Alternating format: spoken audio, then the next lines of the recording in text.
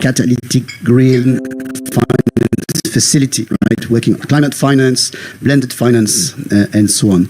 How would you characterize the issue of circular economy, especially in the ASEAN, in the context of the ASEAN comprehensive recovery framework, and the possibility to kind of regulate or introduce new financial parameters in the discussion of resources management?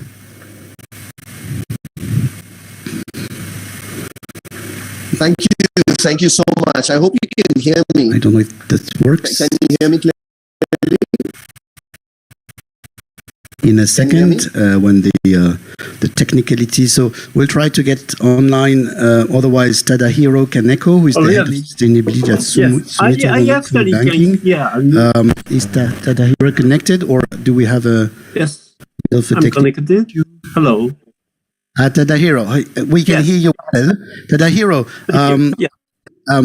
maybe from a different perspective, because at this moment I saw you are also very much involved in energy issues and especially the development of hydrogen. But maybe a few opening insights for our discussion. You heard the overall opening comments and remarks, and we are entering into this crisp question of how to regulate markets related to circular economy. So maybe a few opening remarks from your experience at this moment. Thank you very much. Thank you. You talked about my hydrogen-related initiative a little bit. And yes, I was thinking about introducing some financial transactions we started to see experience through my slides. If I can introduce my slides to the audience. Yes. Yes, we can see them. Please go on. Thank you. Briefly for this first to the table, then we can go back. Right? Okay. So, for example, on page, let's see, page 7, 6. Sorry, page before. Yes, this one. As you can see on the left-hand side, for example, in this July, we could close one green loan transaction with Japanese globally operated packaging company Rengo, based on international green loan standards. And this is to support their investment in a biomass power plant as well as cellulose particle plant. And if you see left-hand bottom on the same page, in May, we closed our finance to Accredited Bank in Cambodia to improve the agricultural sector's access to finance. And we would like not only to support the decarbonization and facilitate sustainability from energy supply side, represented by the former example, but also to facilitate the green operation of energy demand side. And I was impressed by the doctor's presentation earlier that highlighting the supply chain and demand side, and thinking again about this sort of product cases. And on the next page, the same page on the right-hand bottom, there's another hydrogen-related financing case that is in French Guiana in South Africa. This is really an energy transaction in a relatively specific economic and energy conditions in this particular country. But in this country, there is a huge need of the energy transition from diesel oil to the hydrogen related and also the renewable related power energy.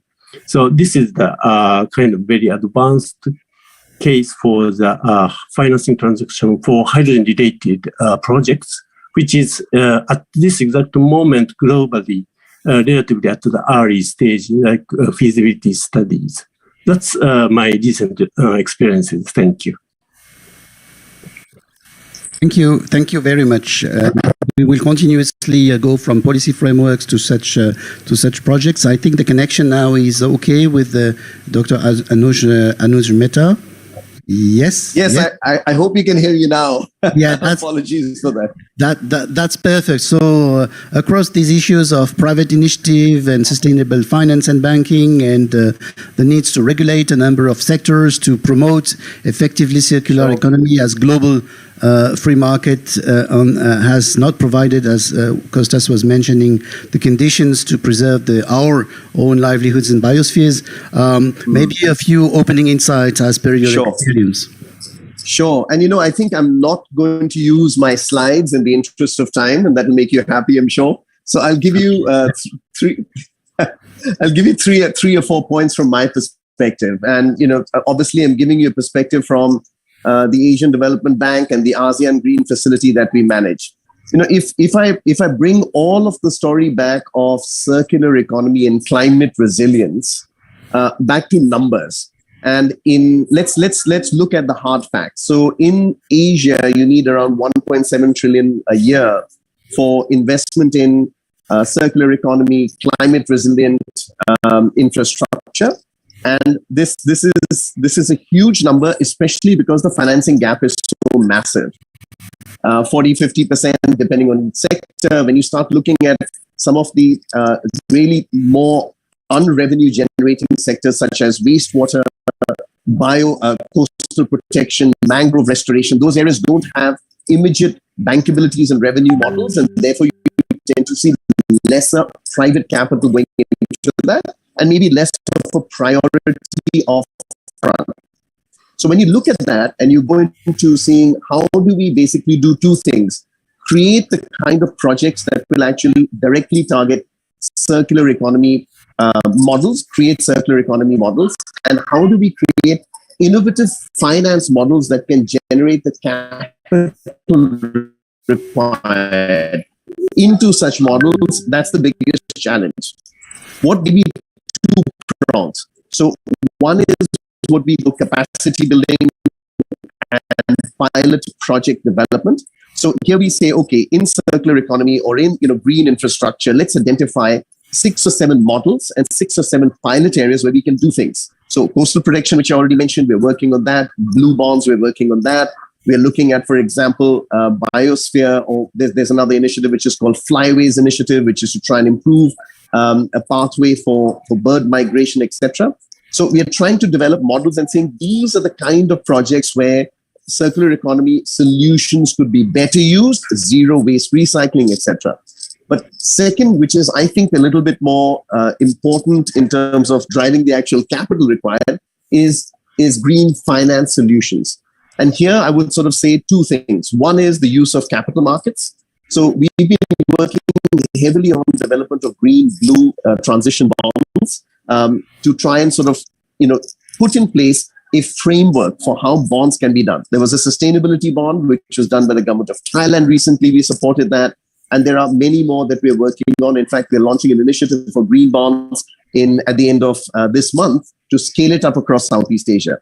The second is what I would call pooled vehicles. So this is a bit like the ASEAN Green Facility, which is a regional vehicle, but saying at national levels, can national governments create these pooled vehicles, or let's say risk mitigation financing vehicles, which can take a little bit of the risk out of the underlying circular economy projects. So an example of that is SDG Indonesia 1, a green finance facility which was created or approved by ADB to support Indonesia earlier this year. So it's a national vehicle. It's got funding from the government and from ADB in it.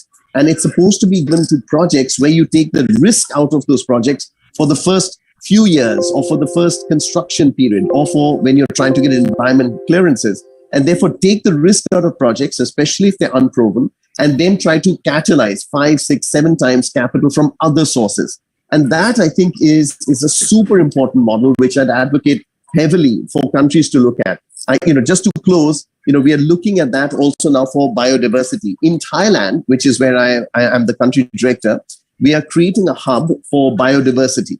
And this is aligned with Thailand's own strategy for bio, circular, and green growth, BCG, they call it. And we are saying if we create a hub with funding for both project preparation, the development of those projects I mentioned earlier, but also a de-risking financing vehicle, that would be the way to push biodiversity projects in Thailand and in Southeast Asia. So I close with that, which is basically saying, the key point is sustainable finance requires public sector and ADB kind of agencies to take risk out of projects, de-risking vehicles. And secondly, for a much bigger focus on capital markets to drive capital from bonds, which could flow into such projects. Let me stop there and hand it back to you. Thank you so much, in fact, for introducing those notions and parameters. And in particular, we were talking about regulation. You introduced the notion of risk, right? And whenever we are talking about sustainable finance, sustainable infrastructure, turning to, I would say, new parameters that are very in need of considerable amounts of finance, the issue of risks always come first, right, in the equation, and how to mitigate such risks. We have tons of discussions throughout the year with the B20 and the D20, the Long-Term Investors Club, about how to de-risk such investments. And I think we cannot move forward seriously without having this in mind. But I would like to turn, and we will get back to you, so please don't leave the virtual room yet, to our Noura Mansouri, Senior Fellow at King Abdullah Petroleum Studies and Research Center, and one of the key persons behind a major initiative regarding circular economy called Circular Carbon Economy, which was introduced during the G20 Saudi Arabia and kept as a legacy since then. Maybe a few comments from the perspectives of CCE, and also regarding the issues of regulations and markets and what was mentioned minutes ago by our colleague Anuj. Noura, the floor is yours. Thank you very much, Nicola. It's a pleasure to be here. Thank you, Dr. Ambu, for the invitation, and Iria and the co-host in this event. So I'll speak from the Saudi perspective on the circular carbon economy. As was mentioned by Nicola, the circular carbon economy framework was formulated by Saudi Arabia. It was endorsed by all G20 countries during the Riyadh 2020 summit, and it offered a new perspective to climate mitigation. So it finds its roots in the circular economy, in that it focuses on the emissions that are attached to these materials and outputs from different cycles in the manufacturing processes. It focuses on 4 pathways, so it adds a 4th R to the traditional 3 Rs that we know in the circular economy. So in addition to the reduce, reuse, and recycle, we add the remove component that removes the greenhouse gas emissions from the system. So it's a closed-loop system that shifts the discussion from the sources of emissions to managing these emissions as enshrined in Article 4 of the Paris Agreement. And these support a number of technologies. These technologies include carbon capture, utilization, and storage, nature-based solution, renewables, nuclear, energy efficiency. So it really supports all energy technologies and keep all the energy options open, which is the much-needed flexibility that countries currently need, particularly with the different challenges that we are faced with, starting with the 2020 challenges of COVID-19 and how it impacted and reshuffled priorities for governments, and also ending with the current energy crisis in Europe, triggered by the conflict in the Ukraine, as well as the food crisis, the agriculture crisis, the inflation, and all these immediate concerns that really shift government priorities. So having a flexible approach that takes into consideration national circumstances, that takes into consideration economic growth as well as other priorities is most important in these days. So we'll shed light on the activities that Saudi Arabia has been doing in the field of circular carbon economy. Saudi Arabia is ushering into the new era of meeting net zero targets by 2060, and as part of that roadmap, a lot of initiatives have been announced, including the Saudi Green Initiative and the Middle East Green Initiative to plant 10 billion trees across the country and 40 billion trees across the Middle East region, Saudi is providing funding, partly funding for that. There's already been a lot of, the first phase of the project has already been implemented in Saudi Arabia. 250 million trees have already been planted. And initiatives like these are not affected by geopolitics, right? It's not like the oil and gas industry or other industries that are affected by geopolitics and current affairs. There are also grand plans to include renewables in the energy mix, 50% renewables and 50% gas by 2030.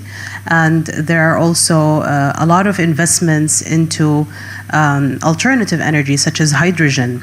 There was the world's first shipment of blue ammonia going from Saudi Arabia to Japan, and that was using hydrocarbons, clean hydrocarbons for blue ammonia. And there's also plans to build one of the largest green hydrogen plants in Saudi Arabia in the futuristic city of Neom. There are also, Saudi Arabia is also home to the world's largest carbon capture and utilization plant in Sabiq. Saudi Aramco, which is the world's most valuable company and one of the largest company, it's the world's most valuable company, has published its sustainability report detailing the decarbonization targets, including, reducing emissions by 15% by 2035 in Scope 1 and Scope 2 greenhouse gases. And there's been a lot of also progress into the renewable energy projects, including the solar Skaka plant, solar plant, and the Domat al-Jandal wind plant, and a lot of, about 35 parks of renewable energy projects are underway. So we're very much heading towards this net zero target by 2060, and with circular carbon economy at the heart of these initiatives. Thank you very much, Noura.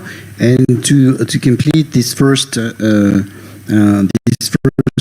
series of opening insights, I would like to turn back to online with Caroline Schall. Caroline, is Caroline online and connected? I think so. I am. Hello. Welcome, Caroline. Welcome back to Indonesia. Visited last week, this time virtually. So we are introducing with you a different perspective. You are one of the directors of the Greater Paris Authority for Waste, Household Waste. But with this, you've got also another view about circular economy, secondary markets, and so on and so on. So as a first series of insights regarding innovative technologies and financial innovations for circular low carbon economy, what lessons would you maybe share from your visit to Indonesia and also the agreement that you have signed with sister companies in Jakarta, or from your global experience? And I might just add something for Caroline, because I know she's working on that, but for the rest of our discussions and our distinguished panelists, the issue of the Agenda 2030 and of the SDGs, right? I don't want that we forget completely that on the way, especially because next year there is a review of an important SDG, which is SDG 11 on sustainable cities and communities, but also SDG 6 or 9, I never remember, but Caroline knows. 6, 9, 11, and 17. And 6 is about sanitation partly, right? And 9 is about industrial development, and the 17th is about partnership. So, Caroline, the floor is yours. Thank you very much. Thank you for this opportunity to speak about one of my obsessions, waste management. It's not very glamorous. The link between waste management and climate change is not so direct because in the world, the carbon emissions from waste treatment is less than 5%. So it seems to be very low.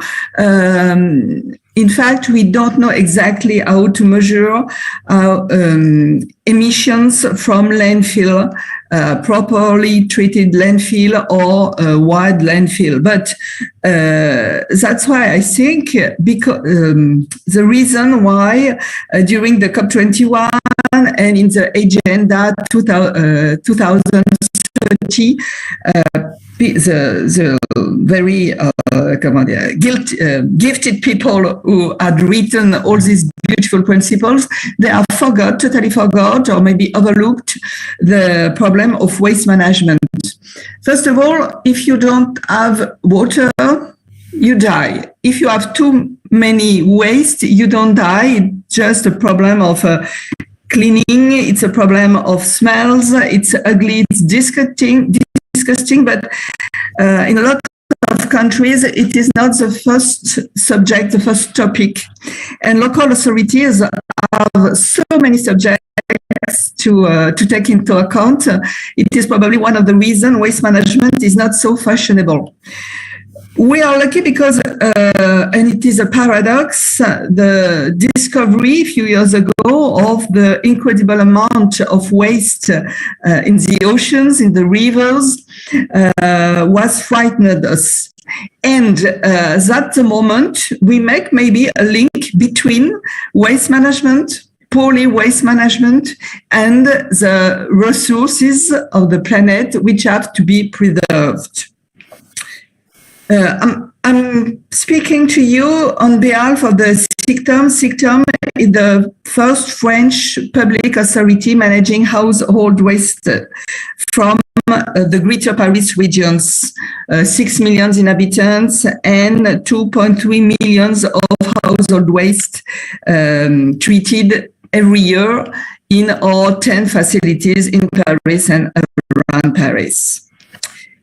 Given our experience and the relationships we have built in countries that are very different from us, I can also speak for local authorities all over the world who are struggling with this issue. Separately and together, we need to take up the following challenge. How can we deal with cities being overwhelmed by waste in a cost-effective way and repeat this kind of miracle every single day?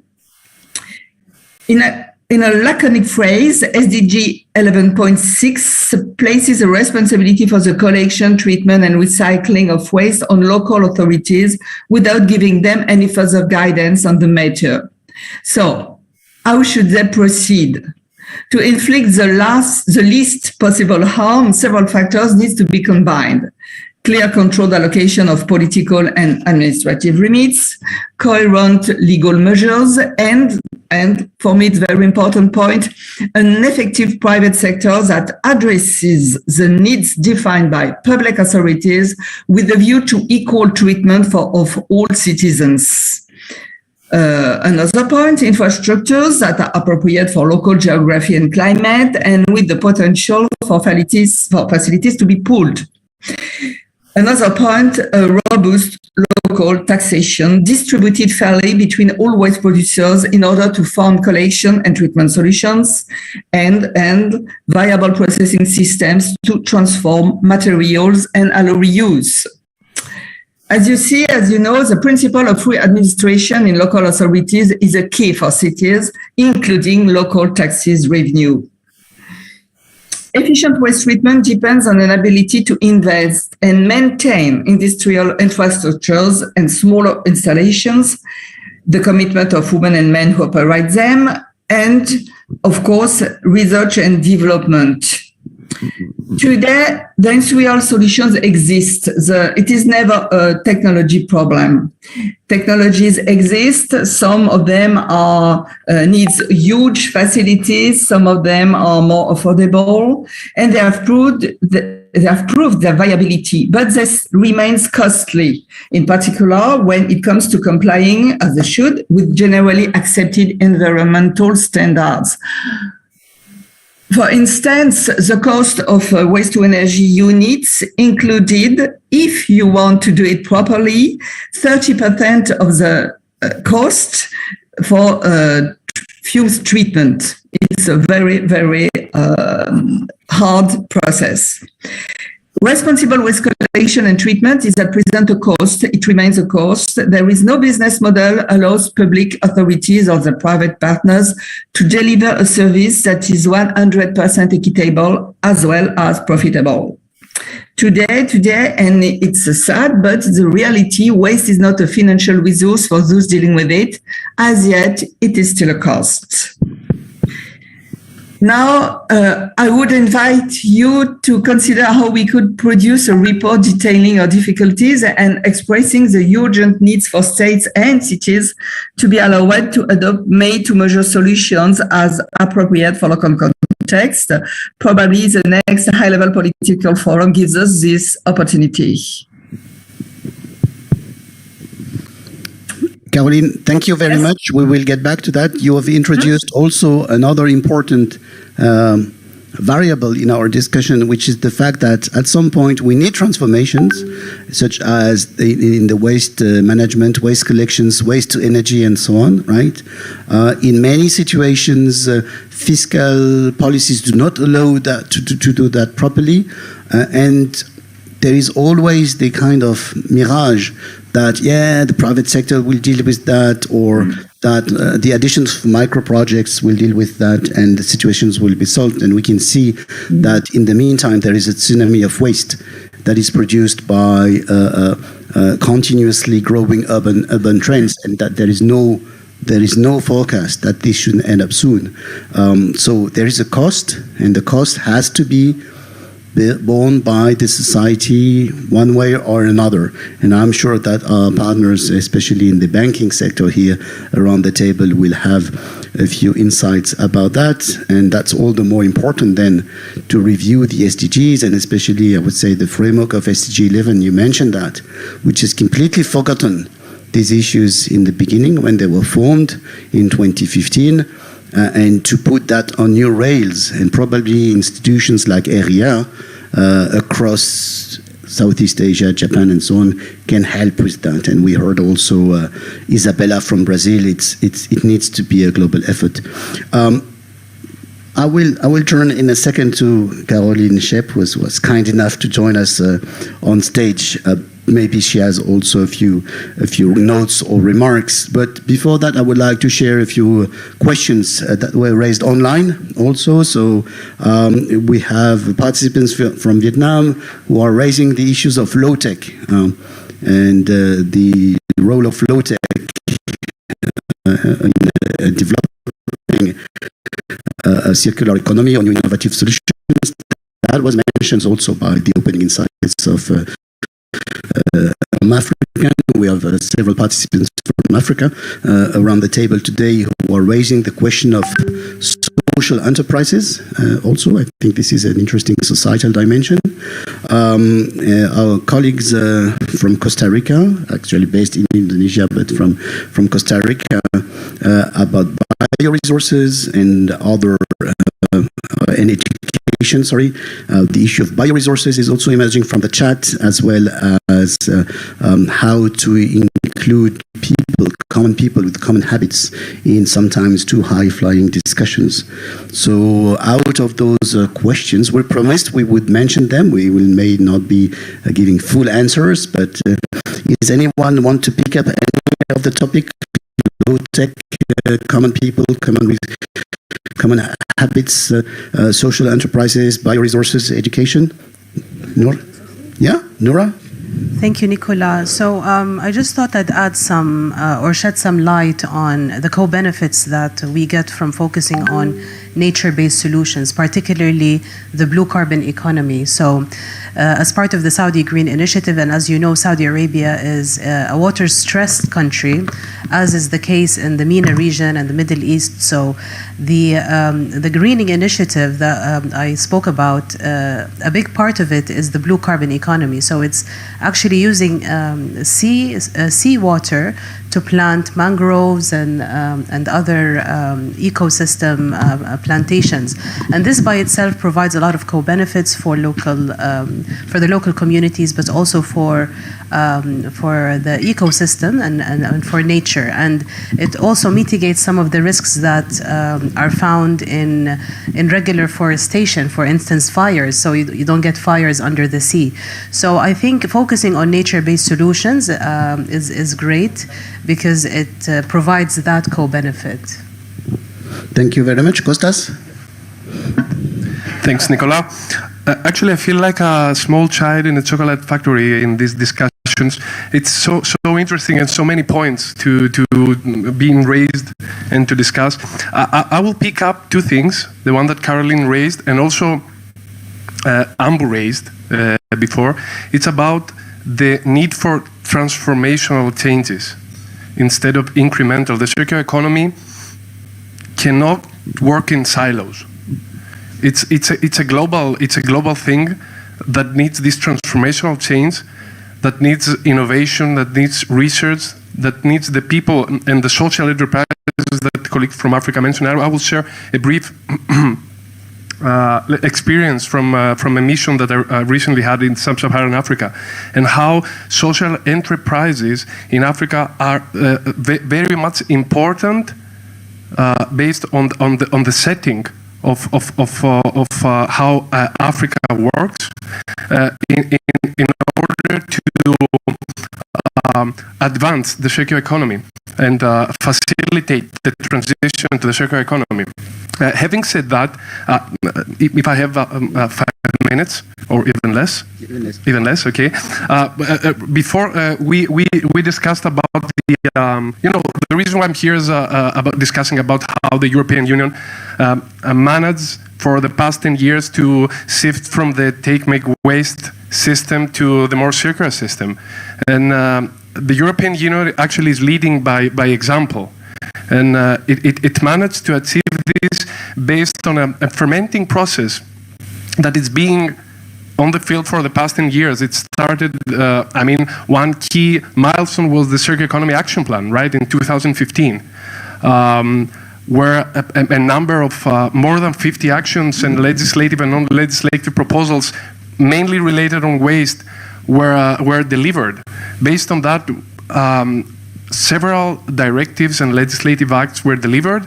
Then we have on 2020 the second Circular Economy Action Plan, which is a broader agenda and including key value chains and how these value chains will deliver the ultimate goal that is included in the EU's current strategy, the EU Green Deal, that will make the European Union and the continent actually the first one that will achieve neutrality by 2050. I mean, this goal is enormous if you imagine how big this target is. So the European Union is leading by example, and all regions can use this experience because the European Union has advanced. There are so many. Let's say for the take-make-waste model, the European Union has managed to understand the production, the take-make concept, and the consumption, the waste concept, and deliver a circle, including the 5 R's that were mentioned earlier. So, having said that, there are too many. I will miss if I started to mention all the all the directives and the actions and strategies from the European Union that can be used for all regions, including Africa and Asia, that were mentioned in the questions, to deliver this transformative systemic, not systematic, systemic. It's a process that is systemic and transformative. Just a quick question, Kostas, and then I will turn to Anbu about the specific points, EU, Asia or ASEAN collaboration. There are a number of channels that have been opened for some time, right, on different topics ranging from technical cooperation to sustainable finance to regulatory systems to all sorts of legal and fiscal affairs linked with that. But this is the policy framework, what you have presented. And a brief comment maybe on how much the current economic crisis, right, which is tantamount, is impacting positively, neutrally, or negatively the delivery of new directions regarding a circular economy. Maybe just one remark about that, and we can further elaborate. Yeah, just a quick remark that the circular economy, if it would be widely applied, and it's a model that can be widely applied, then the problems related to energy and disrupted circular supply chains would not be a problem, because the circular economy provides solutions to these problems. if we have that hard to solve. Thank you, Costas. Andrew, you heard the different bits and pieces of our discussions. The puzzle is not yet complete, but there are more and more elements on our table. So, apropos both the local initiatives and the sustainability community or politics of regional, inter-regional cooperation, maybe a few comments at this stage of our discussion? I'll take up the question that is coming from the online, this technology and the social enterprise, and yes, Constance mentioned, and what we are looking for is a kind of a transformation, not the transition. And in this case, we need to look into this technology. I think CAPSAR has developed a category of the technologies that include these kind of existing technologies. I'll tell an experience, and it is a very short experience, but it's a real thing that happened. How the social capital is utilized or maximized to bring in the technologies. And the story goes to a small village or the small forest community in Okayama Prefecture, Japan. And this community, it is like a kind of a any other developing country, and they are far away from the market and far away from the knowledge sources, and they don't have the access to the technologies. And it is a forest community, and they use these forest products for the livelihood, for the industrial products, and then for the welfare of the society. And one day the government put the regulation, and they bring it, and particularly the Ministry of Industry and Trade said this bark that has been from the trees, it is an industrial product. And they change the regulation. There is no more a kind of forestry product, and which has the value. And second thing is the environmental ministry brought these things. They can no more burn this waste. And then this community, basically, it is a very small community. There is only two industries. One is the brick making, and another is the this agriculture. And these people think about it, and they said this is a small community, and they don't have this access to the technology. Then they developed a partnership with the university, and which has the kind of developed locally appropriated technologies for the community. They developed the knowledge partnership, and then second thing, they introduced a kind of a community financing, and it is a kind of a crowd financing to bring in the technologies. So it transferred within the 3 years, and it is a kind of a social capital that already existed, and they come together. And they believed, I think there is a common goal, and they put into it, and they transformed this forest waste into one is that energy stream, and another is the kind of a new product that is the hybrid bricks, and third one is the biofuel, and this was sent into the prefectural market. This was the classical example where this is the kind of the technology access, the appropriate technologies could be brought in, and the social capital could be enhanced. And they found within the 3 years there are 5 more new industries. There is a kind of new type of industry which they didn't think about it. Thank you very much. So from one technology to the other, from very small scale to large scale, we are navigating constantly within these dimensions. I would like to hear back maybe from Caroline about this, because as one of the managers of a public authorities that invests over €500 million every year, right? For waste management, transformation, circular economy, etc. We are not talking here about small-scale projects, but also then maybe afterwards our colleague Tadahiro about hydrogen, and Noura certainly will have comments on that, because hydrogen, you develop high-end sophisticated projects, but it is also becoming one global source of energy, right? So it would be interesting. But maybe, Caroline, a brief comment about small-scale, experimental, including international cooperation, and how does this work and connect or not when you have to manage transformation at a system of 7-10 million inhabitants? Mm-hmm. Every solutions are good. What I wanted to say when I was speaking about technologies, we know them, even the very local technologies which respond to local needs when there is no possibility of pooling of transportation.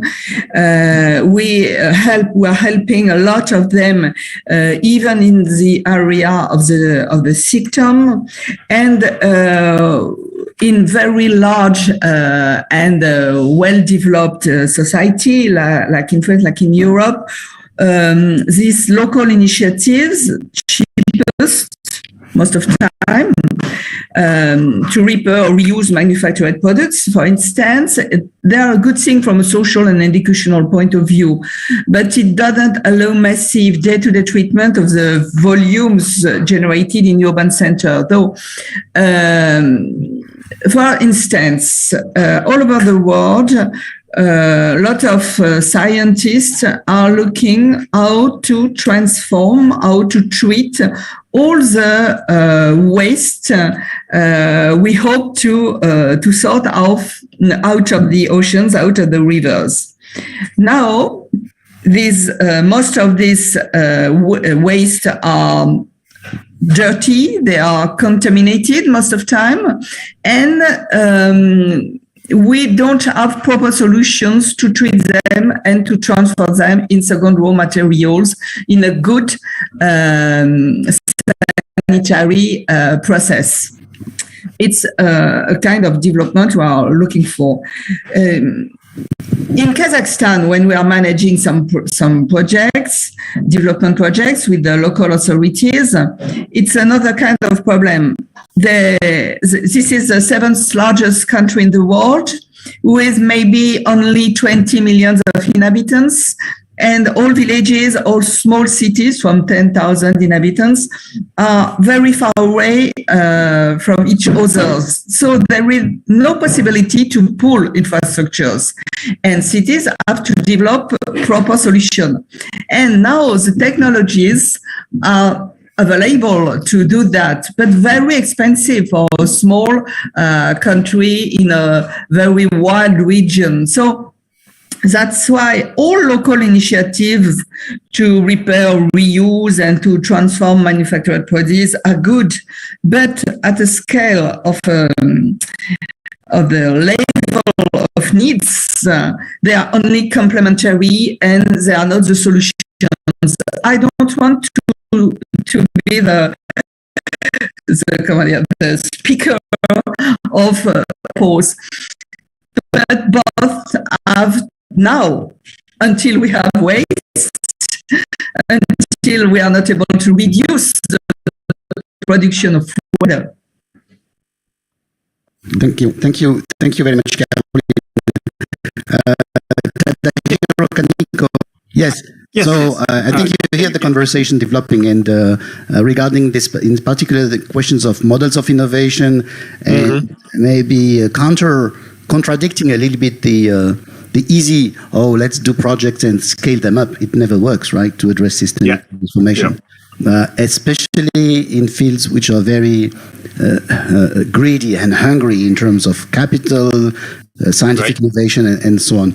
So, where would you position the development of hydrogen in this moment, either from a perspective of Japan or from a perspective of transnational global cooperation? Yeah, that's thank you. That's really interesting and exciting question.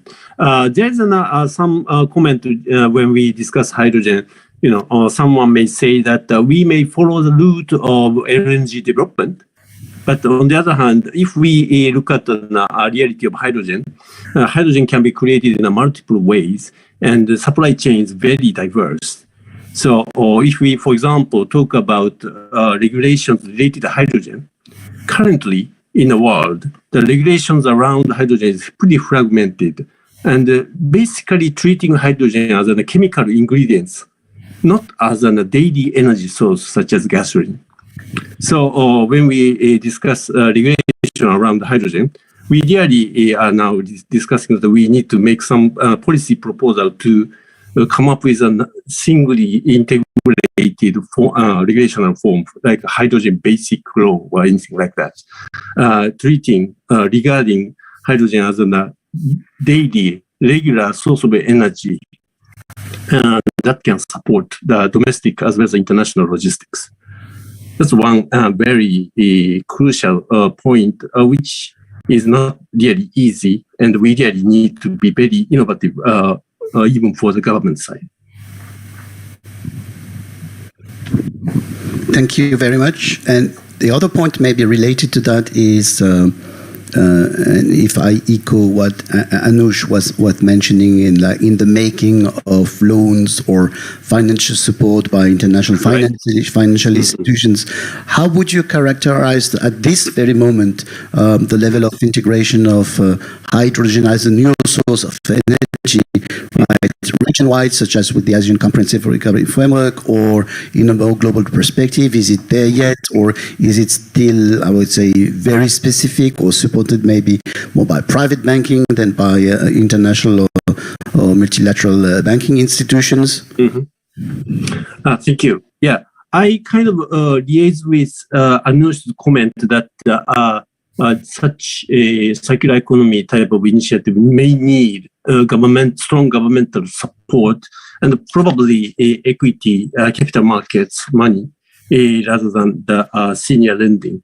And the reason why this I agree with him is that, as I mentioned before, the total value chain from the upstream to downstream of hydrogen tends to be very long.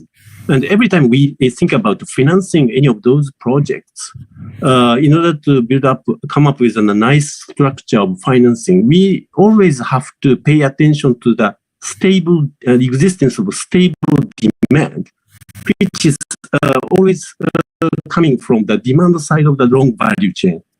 But on the other hand, recently, there are lots of news flow about the new projects around the hydrogen. And the vast majority of those are upstream ones.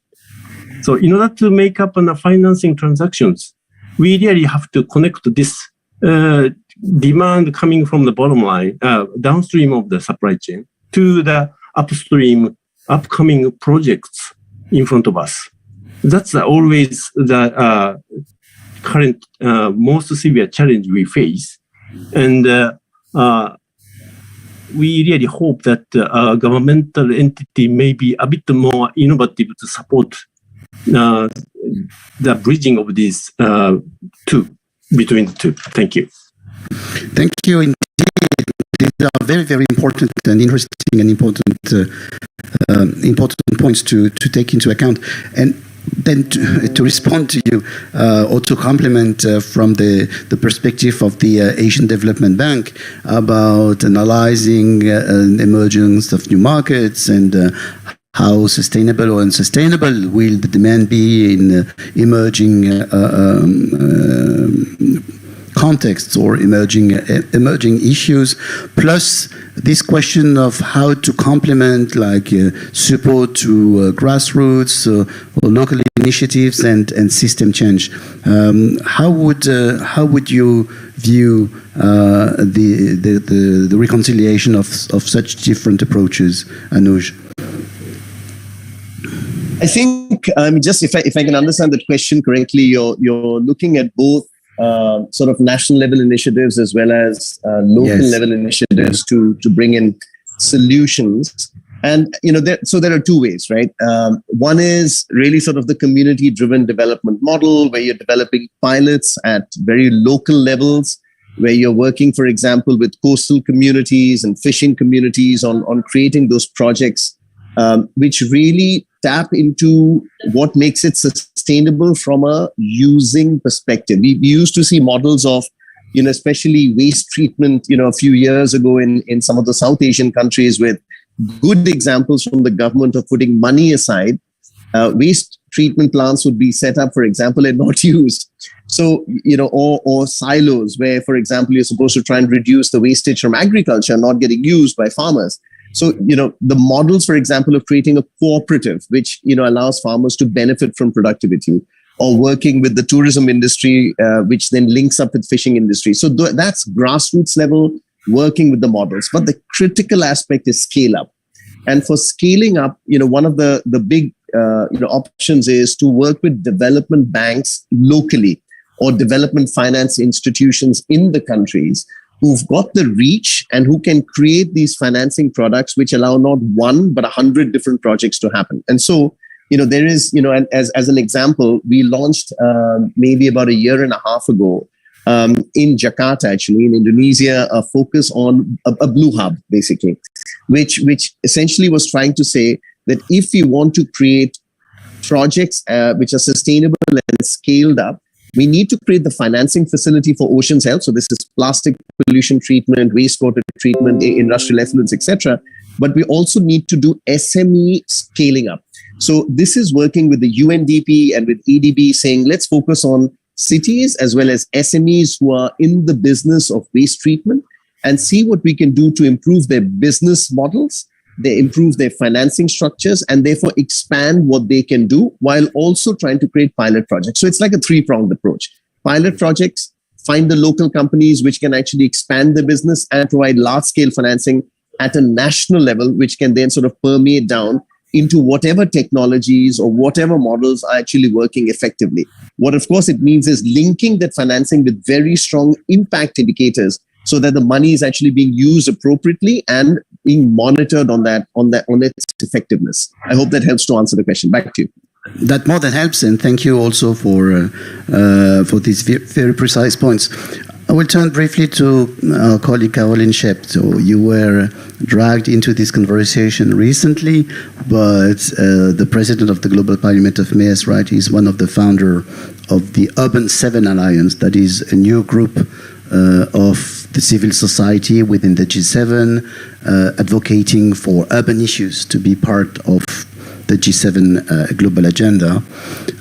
And having had a discussion when this was information earlier on in Berlin during the Global Solutions Summit, we heard a lot also about collaborating across the space of the G7 and the G20, right? So collaboration. But sometimes it's not so easy, like to interconnect different scales, ranges of issues, or etc.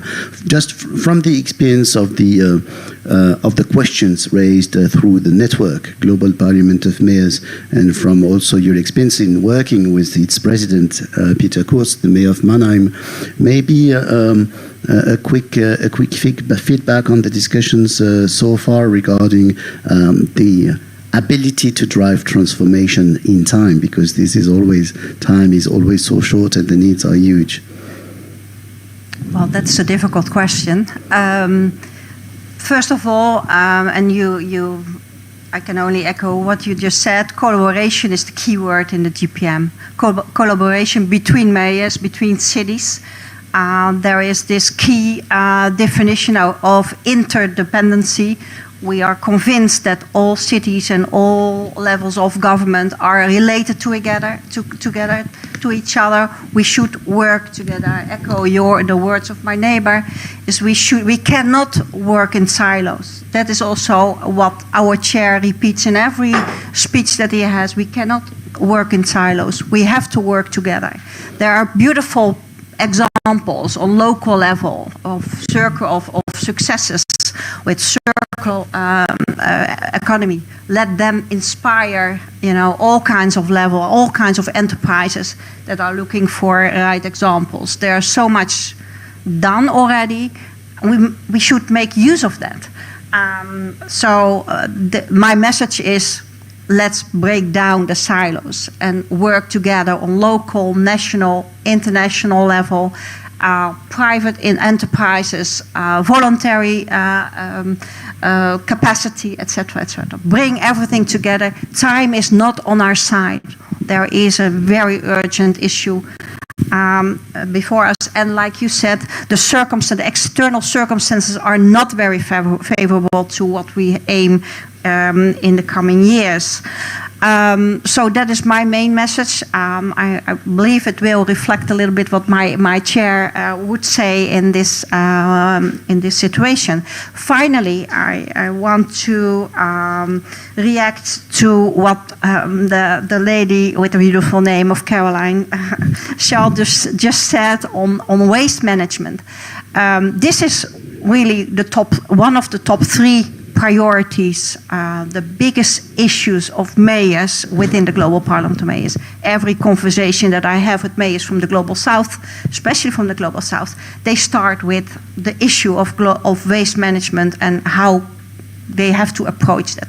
So I'm really open to, after this panel, after this event, to get connected with Caroline Char in France, I believe, to see how we can inspire each other and how we can help mayors, with very small examples, because that is what we say. It should come from bottom up to a next level. Thank you very much. And Anbu and also Mr. Koji, I think you cannot escape the issue of waste, right? In the conclusions of this specific workshop, there are other issues. It may not be always the most attractive one, but definitely, well, Costas, we cannot completely escape the issue of waste. So here, dear colleagues, we are sort of midway in our discussion, and I would like to give you a few hints about how we propose to manage it till the next hour. We have had a wonderful roundtable of insights, and we are entering into our discussion. We will have soon a short coffee break, and also our colleagues online can refill, but please stay with us. But before this coffee break, we have one more thing I would like to briefly discuss with you. But also, if anyone in the room would like to enter into the discussions, we have colleagues from the Australian National University, from the Center for Energy and Water in India. I see Shuva here, from Task Force 3 and the Indonesian research on decarbonization, and from Algeria and from Italy. So really, and from Berlin. So really, if you have any points you want to put into our discussion, really feel free. We are here in a working mode, but then maybe that will also help trigger the conversation. The next issue I would like, before our short break, and we will also hear from our colleague from Finland, from Sitra, briefly through a recorded video message, is how everything we are talking about, from blue energy and large scale and local and mayors and grassroots and transformation and education and so on, how can we channel that through the G20, right? In terms of operation, like T20, T20 communique, G20 and so on, right? But also in a more general way, how can we push concretely? I would like just to hear from our ideas from the European perspective, Saudi perspective, Mayor's perspective, and Bush's perspective, and others about that. So here's it. At quarter from 5 here, we will make a short 15 minutes coffee break, and so it's a networking coffee break. But then in the next 15 minutes, I would like us to try to touch upon this issue a little bit. So please, I saw a hand over there from our colleague from Australian National University, right? So we have mics. Please feel free to enter right into our discussion. Yes, no. Thank you, Nicolas. A question to Dr. Mansour. Is the mic working? I don't think so. Sorting. You sure? You can hear. Yeah, we can hear. We will try again. Yes, it works. Good. Please go on. And maybe introduce yourself. Yes, thank you, Nicolas. My name is Frank Jotzo. I'm a professor at the Australian National University and co-chair of one of the co-chairs of Task Force 3 for the T20. A question for Dr. Mansouri. You explained very well that there should be a fourth R in the list of R's, the removal R, and you explained about Saudi Arabia's plan or beginning facts on hydrogen and ammonia exports. And so we understand that Saudi Arabia produces these future fuels, future clean fuels, both via clean electricity from renewable energy, solar, as well as gas. And the gas-based route, of course, requires carbon capture and storage, which is a form of removal. And so I was wondering whether you could enlighten us about the plans, the future plans in Saudi Arabia as to the mix between green hydrogen and blue hydrogen, and also perhaps, if you can, the experiences that are being made with the production of blue hydrogen and what share of the carbon dioxide can in fact be removed. Thank you.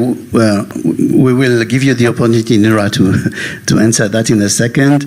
It's going a bit beyond our discussion here about circular economy. I apologize. No, please do not, because I think this is also the background of any significant approach to interconnect energy issues and circular economy issues. So Noura will be able to elaborate on that in a second. Just, do we have any other remarks from the floor? Yeah. We'll take them out. Please, if you can share the mic to the lady in green. Merci. Radia, Sedawi, I'm the Chief of Energy and Resource Management and Climate Change at the UN Regional Commission of Western Asia and Saudi Arabia is part of my portfolio. And no better place than Indonesia to speak about this aspect of the CC, and I prefer that we keep with this framework, which is the purpose of this side event. I would like also to congratulate you that you brought different pieces of the equation. Maybe I have a comment to complement the spirit of the CC, and then one remark and question. Number one is that but please stay concise. Yeah, sure. There was the different pieces that look at for the macro level, and then we spoke on the different aspects of the value chain, specifically on the minerals and then the fossil fuels. And then my question is that the business model that between the Western and the oil and gas producers specifically, at least I speak about my region, but also applicable for Indonesia, how this new business model from the CCA framework should change with since we spoke about the European experience, and this is my question on that, since the value chain cannot be, if we don't track it through the causal value chain. And number two, for the de-risking investment, I was very much interested in the small scale but also medium scale project that was presented in terms of de-risking, present on the biodiversity aspect. My question is that how integrated the approach in terms of de-risking this kind of investment, specifically on the carbon credits, as an indicator to basically de-risk this kind of investment, because this is all about that. And number three, a question to the Mayos. Really, I'm very interested to have you here in the panel, and which shows the micro level of involvement of the municipality and great potential that we have in the circular carbon economy framework. So from your perspective, how you see it's not just about waste to energy, but how you see basically the involvement of the mayors, whether be it an urban or rural, basically, how you see them involved in the climate debate and the contribution at the level of municipalities in order to have this kind of indicators in order to basically report on that and correct the communication. Thank you. Thank you very much, Caroline. We are taking these points, and also from online we have a few more hints and remarks, especially one which I like is about who will do the circular economy, right? Is there an overarching authority like the word circular economy headmaster, or is it just a constellation and a galaxy of tiny initiatives? Is it just, as Kostas was mentioning, in the EU context, within the EU, but not with the rest of the world? So I think this is a very nice and simple, but also interesting question. So here we are. A couple of questions regarding the role of local governments. Very interesting point, and I think valuable for even afterwards discussions about carbon credits and circular economy. I think this is a big point. Also, a very important question about energy transitioning, right? Green, blue, etc., especially in Saudi Arabia, but as per efforts that were led by Saudi Arabia in the G20 context. So those points.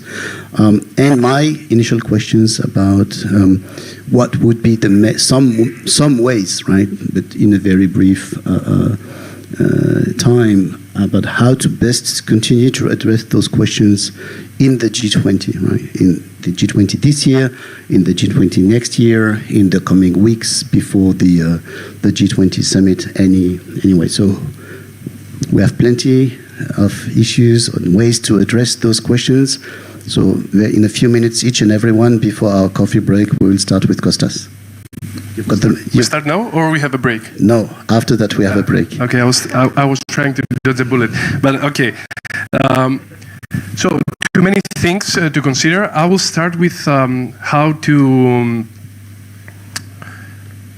Well, actually, G20 and how to be, to facilitate the transition of the circular economy and convince them about this economic system. Actually, the circular economy is an economic system. So, and also this, I guess this answers the question from the online participant. Economic system, it's an economic system completely different from the GDP-led and growth-related economic systems that currently in place. And it provides solutions. As regards the global value chains related question, I would use the results of, digested results from the CSD, the Circular Economy Solutions Dialogue. It's a dialogue stream that was led by GIZ and GSI, the Global Solution Initiative, for the past 2 years. And this resulted in several takeaway messages. I mean, very briefly, we had three dialogue streams: a macro, meso, and micro level dialogue stream. The macro level was about the global value chains. The meso level was the melting pot, the urban discussion, and the micro level was about a value chain, the plastics value chain. As regards the global value chain, there are a couple of messages that will facilitate the transition of the circular economy, the global value chains, is embracing technological pioneers and innovations, decide for disruptive regulations that allow for a new normal, value a system approach for functional material flows, and phase out non-circular production and manufacturing, and operationalize local and multinational circular economy ecosystems. And another point on this would be, and it's really connected with what you mentioned earlier, Caroline, about working in silos, is there is a risk. There is a risk in leaner circular value chains and circular-like value chains. There is a risk that the benefits and gains of the actual circular economy, circular value chains, may be used and benefit non-circular value chains. So whatever we create in a circular value chain may be lost completely and benefit non-circular value chains. This is why the transformation change is so important, and the need to apply the circular economy worldwide in all sectors, it's really, really important. Otherwise, again, specific sectors may benefit from others doing the work. I don't know if it's understandable. It's understandable. Thank you very much, Kostas. It's about sharing the benefits of circular economy and even going beyond the costs of circular economy. Yeah, the cost is another thing. It's externalities. And this I touch upon very, very quickly on the things about financing. We mentioned that the difficulty for de-risking investments and the difficulty for creating pipeline projects, circular pipeline projects, but in the banks, if all the negative externalities of the linear system were considered, then probably they wouldn't finance linear concepts.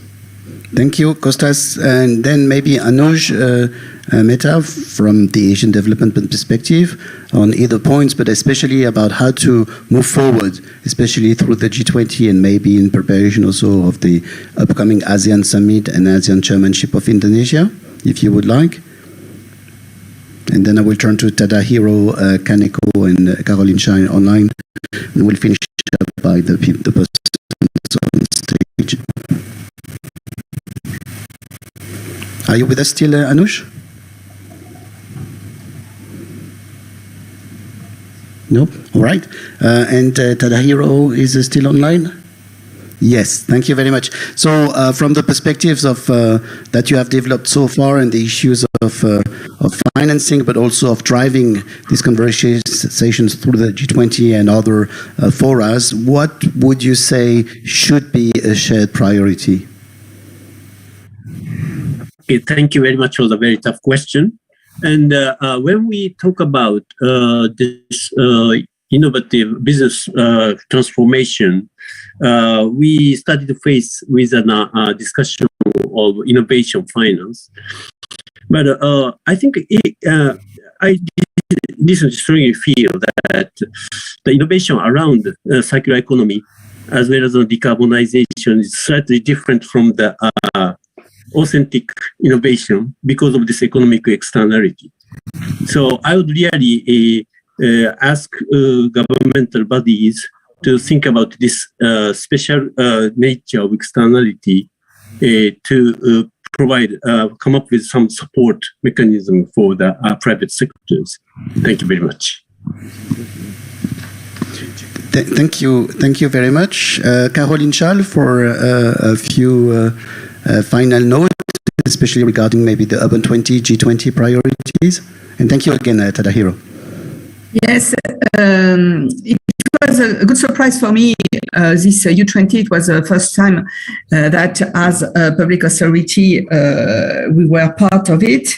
And I was delighted because the governor of Jakarta and also mayor of Rotterdam made conclusions of the forum, and the governor of Jakarta made the conclusion of our roundtable. And both of them talk a long time about the power of cities and responsibility of cities. Mayor of Rotterdam, answering to the World Bank, told us how it was important to be free in administration for cities. How important it is to be able to decide and to invent tailor-made solution for cities. We are all different. Our stories of administration, of government, of fiscal law are very, very different, and transposition is not of time notable. But we have the same goal, and we are developing together. I think this U20 summit was the first occasion. We are developing together a strong positions, and we could be in the future in order to develop it and to pledge for more liberty, for more freedom for cities at the highest international level. It is a first step. It is probably a very important moment for all authorities who are in order to propose solutions, and even if we don't find them now, we could at least think about them. Thank you. And I think we have an immediate reaction online. Yes, we can. Yes, we should. But definitely use the moments of these convenings also, not just to comment on existing solutions, but to provide new ways forward. Thank you very much, Caroline. Maybe as a follow-up, if one last remark from Caroline Shep, if you would like, very briefly, then we'll pass it on to Nora. So as an answer to your question on how the GPM consider, playing a part in these processes, I'm looking back on what we did as a Global Parliament of Mayors last year when the U7 or the G7 was hosted by the UK. We came together as one of the parties together with the UK core cities. We were heard, but it was an incidental event. This year, we, of course, the G7 under the presidency of Germany, our chair has very good connections on the national scale, and he is, he's actually perhaps the initiative taker, I don't know, but he is in this alliance, U7 alliance, and has a much bigger, the GPM has a much bigger say in the preparation of the U7 and the advice towards G7. So the model of this year, and that's not only one event, there are several events planned in the calendar. The GPM, together with the partners, already issued a declaration as an inspiration to the G7. The whole model that we are designing this year might be a very good model for other international events to make sure that the voices of mayors is heard. Thank you so much. And that's first result is that you are here with us today, right? Noah. Thank you, Nicola. So let me clarify, I guess, in the beginning, and let's establish that the circular carbon economy is in fact rooted in the circular economy. And I think Dr. Frank Siozzo's question is in fact very relevant. So I'll hope to answer it in my remarks. But I'll start with the question on G20 as a platform. Of course, G20 is an important platform, and the T20 process is important in gathering, this global collaboration on putting together G20 recommendations and preserving that continuity from presidency to presidency. And sometimes the G20 platform offers the flexibility and resilience of climate action. For example, during the 2020 COVID year, COP26 was cancelled or rather delayed. So that year, the G20 filled the gap in multilateralism, and it plays that role when it continues to happen year on year. However, this year, of course, multilateralism is in crisis. We saw an example of that this week when the G20 Working Group on the Environment could not reach consensus, and we hope this is not a continuous trend leading up to the G20 Indonesia summit. So that's one comment on the G20 platform and how to mitigate it. Another comment I'd like to propose is the importance of having the flexibility of the circular economy and the circular carbon economy approach. We saw the current affairs triggered by the conflict in Ukraine derailing the COP26 outcome of namely phasing down unabated coal. And in strict opposition to that, what happened in Europe is reverting back to coal, even though there are climate targets and there is the Green Deal to be pursued. So having the flexibility of keeping all the energy options open, which is proposed by the circular carbon economy, is important. It offers that flexibility to countries and ensures that climate mitigation is pursued no matter what happens, COVID-19, health priorities, or the war in Ukraine, shifting priorities with the energy security. And just to comment on the hydrogen is in fact a cross-cutting technology that crosses over reducing, reusing, recycling, and removing carbon and greenhouse gas emissions. And it's a great opportunity for countries to collaborate at the national level. So we have Saudi Arabia has done that with Japan, but Saudi Arabia has also now is seeking partnerships and collaborations in Europe and elsewhere with US on hydrogen specifically.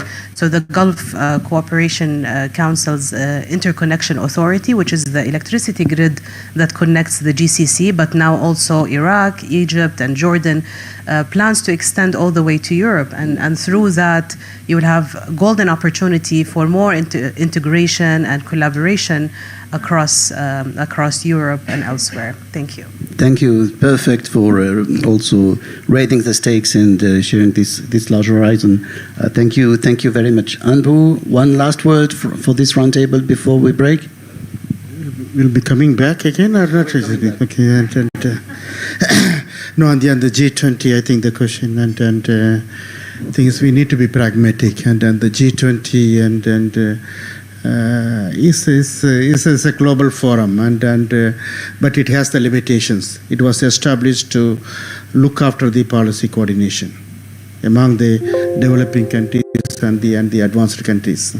From that aspect, and there are three expectations for me, and it could be discussed in Indonesia, and also it can be taken to India. One is, I think, setting the targets for the circular economy, and if it is looking at the resource efficiency, decoupling, and what could be the aspirational targets, the global targets.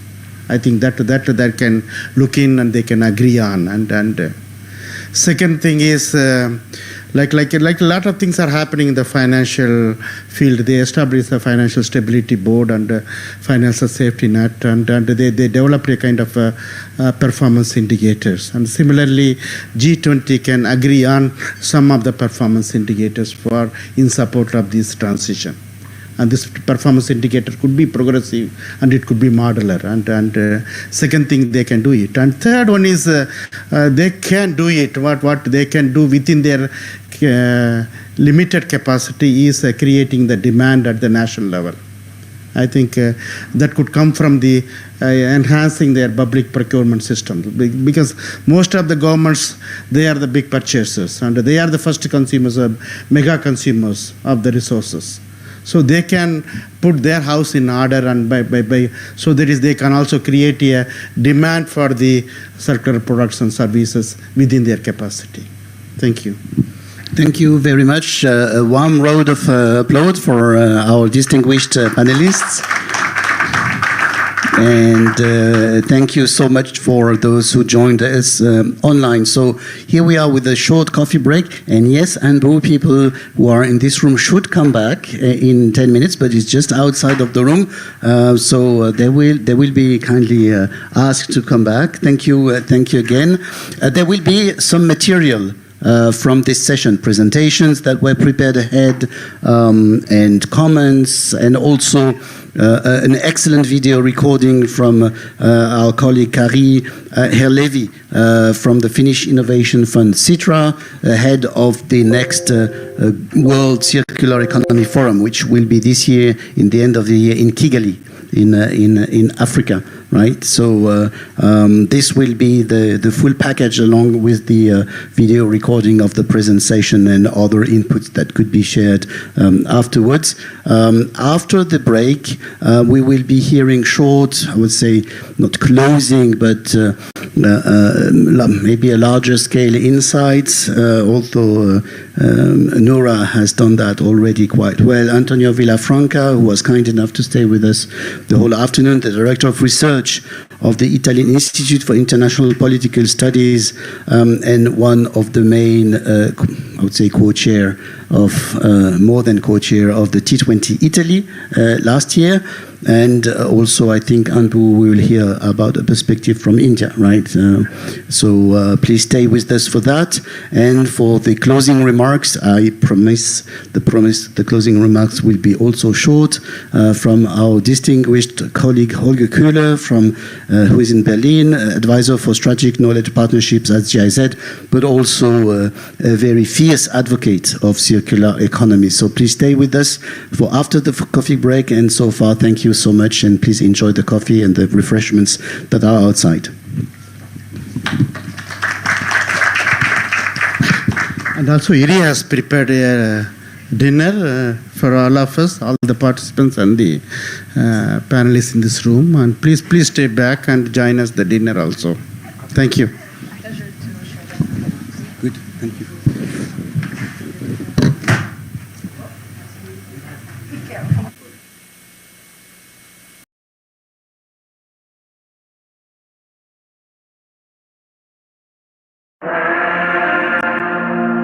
Resource consumption globally has tripled since 1970 and could double again by 2050 if we continue business as usual. ASEAN's economic resilience is increasingly threatened by resource depletion, environmental degradation, unsustainable consumption, and climate change. Working towards a circular economy can help us address 45% of global greenhouse gas emissions, as well as offering a $4.5 trillion economic opportunity to the world. This has become an imperative for ASEAN, where consumption is growing rapidly. ASEAN needs to adopt an economic model that looks beyond the linear take, make, and dispose process, and make the transition towards a circular approach that is regenerative by design and makes effective use of materials and energy to retain their value. A circular economy thus increases competitiveness for ASEAN businesses, enhances innovation, and promotes green jobs, while reducing environmental pressures.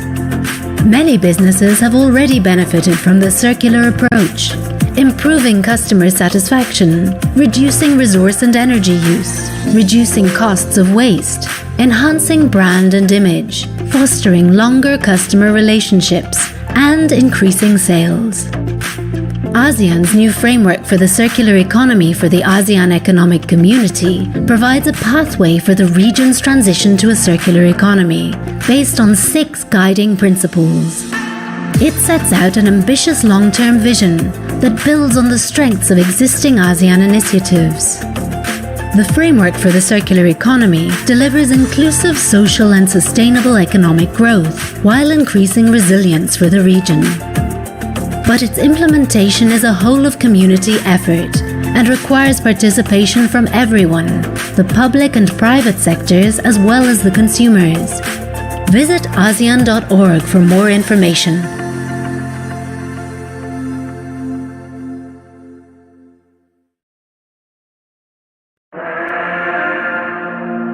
Resource consumption globally has tripled since 1970 and could double again by 2050 if we continue business as usual.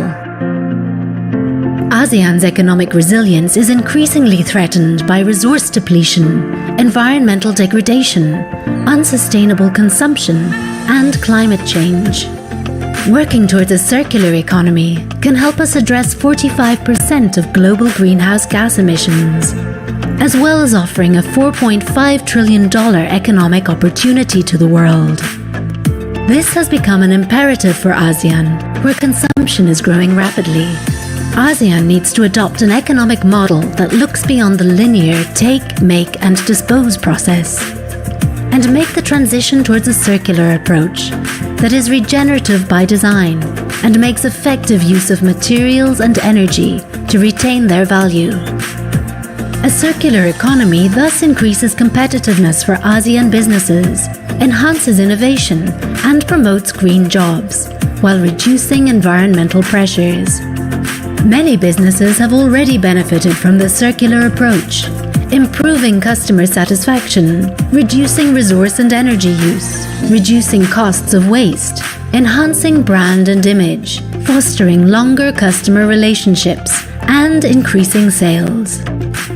ASEAN's new framework for the circular economy for the ASEAN Economic Community provides a pathway for the region's transition to a circular economy based on 6 guiding principles. It sets out an ambitious long-term vision that builds on the strengths of existing ASEAN initiatives. The framework for the circular economy delivers inclusive social and sustainable economic growth while increasing resilience for the region. But its implementation is a whole-of-community effort and requires participation from everyone, the public and private sectors as well as the consumers. Visit ASEAN.org for more information.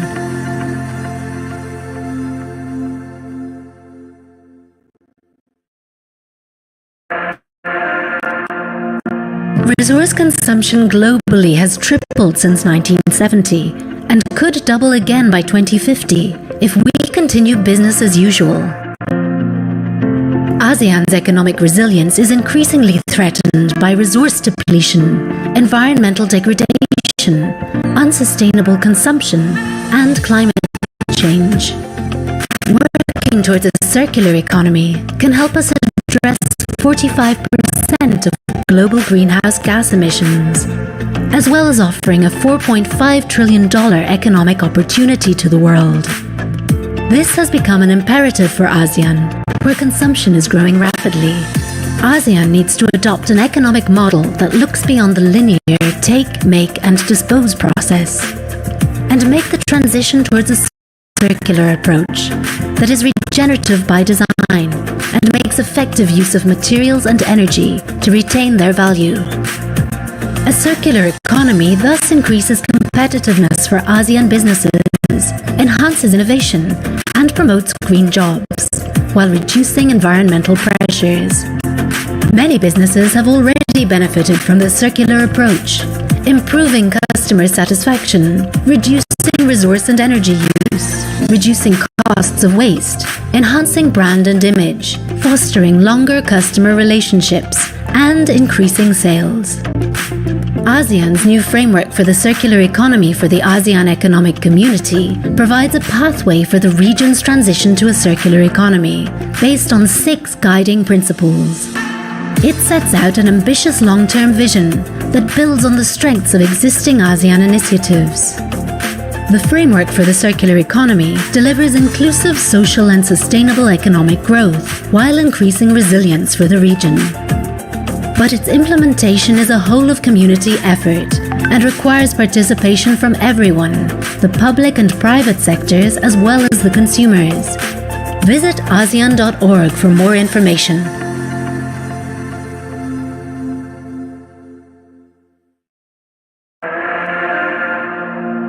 Resource consumption globally has tripled since 1970 and could double again by 2050 if we continue business as usual. ASEAN's economic resilience is increasingly threatened by resource depletion, environmental degradation, unsustainable consumption, and climate change. Working towards a circular economy can help us address 45% of global greenhouse gas emissions, as well as offering a $4.5 trillion economic opportunity to the world. This has become an imperative for ASEAN, where consumption is growing rapidly. ASEAN needs to adopt an economic model that looks beyond the linear take, make, and dispose process, and make the transition towards a circular approach that is regenerative by design and makes effective use of materials and energy to retain their value. A circular economy thus increases competitiveness for ASEAN businesses, enhances innovation, and promotes green jobs, while reducing environmental pressures. Many businesses have already benefited from the circular approach, improving customer satisfaction, reducing resource and energy use, reducing costs of waste, enhancing brand and image, fostering longer customer relationships, and increasing sales. ASEAN's new framework for the circular economy for the ASEAN Economic Community provides a pathway for the region's transition to a circular economy based on 6 guiding principles. It sets out an ambitious long-term vision that builds on the strengths of existing ASEAN initiatives. The framework for the circular economy delivers inclusive social and sustainable economic growth while increasing resilience for the region. But its implementation is a whole-of-community effort and requires participation from everyone, the public and private sectors as well as the consumers. Visit ASEAN.org for more information.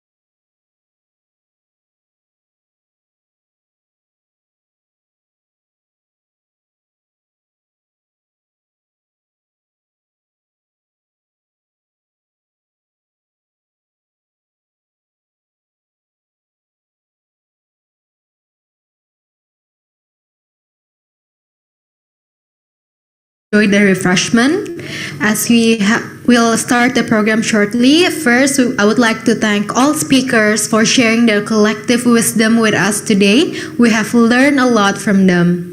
And now I would like to welcome Mr. Nicholas Busho.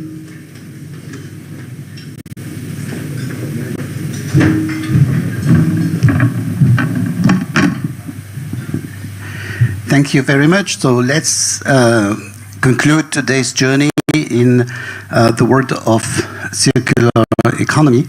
During the break, a Japanese colleague just told me about new technologies in existing coal power plants to replace coal with other nutrients from circular economy, and that circular economy does represent a possible alternative to coal in times where there is a lot about phasing out coal, but where, such as in Indonesia, coal was really up until now, and even now, a major source of energy, right? So I think this is very encouraging. We are on the right track.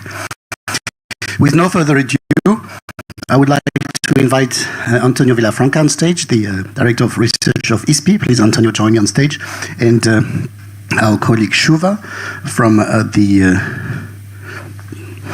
the Center for Energy, Environment and Water of India. Please, Shuva, to share a few insights and closing remarks as per the aspects of the G20. This will be kind of follow-up and conclusions of the last segment of our panel discussion, and then hear a few closing remarks for today's workshop from Holger Kühle. So who would like to start first? Maybe we will go from you, Antonio. Ladies first, but no. Ladies first, always. But Antonio's first, so that we can talk about Italy's legacy, and then we can jump towards the G20. The three eyes, yes, absolutely. So, Antonio, the floor is yours, but briefly. I'm too Italian for this. I had to do it. Thank you so much. Thank you very much for this invitation. Well, making a comment now on the prospects of the G20 is extremely complicated, especially if you put everything in perspective. Let's go back to 1 year ago. 1 year ago was quite a successful year for multilateralism. There was optimism. The optimism was there because we were thinking that no other major lockdowns around the world was taking place. Today we know that that is not the case. We see what is happening in China, and there were good economic prospects. The very motto of the G20 Indonesia is recover together, recover stronger. We don't even know if there is going to be a recovery anymore. Which is quite paradoxical, I know. So last year was a very peculiar year. It was an optimistic year, and some in the field of energy transition and green transition, some results and achievements were achieved.